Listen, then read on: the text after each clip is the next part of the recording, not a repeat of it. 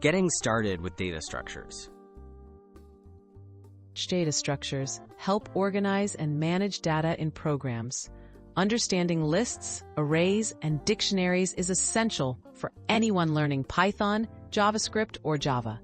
In this video, we'll compare how these core data structures work across the three languages, covering example syntax and key operations you'll use in real projects. List and arrays Python.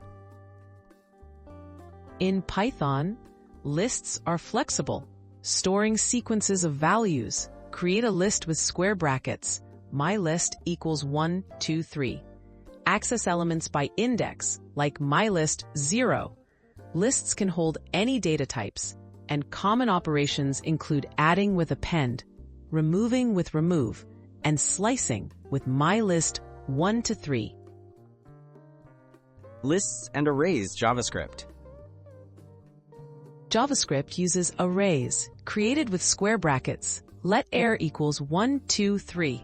Access items by index, arr 0. Arrays can store numbers, strings, or objects all together. Add items using push, remove with splice, and slice with arr slice 1, 3. Arrays auto-resize as you add or remove items. Arrays and lists Java. Java offers arrays and array lists. Arrays have a set size, created like int array equals 1, 2, 3. Access with array 0. For flexibility, use ArrayList. ArrayList integer list equals new ArrayList.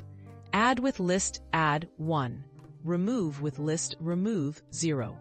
ArrayList grows as needed, like lists in Python and JavaScript.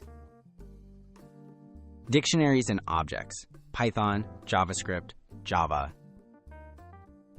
Python's dictionary uses key value pairs. MyDict equals A, 1, B, 2. Access with MyDict A. In JavaScript, objects serve as dictionaries.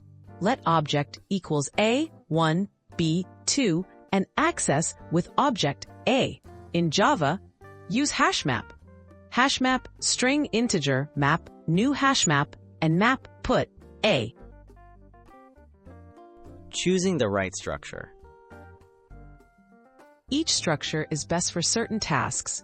Use lists or arrays for ordered data, and dictionaries or maps for key-based lookups.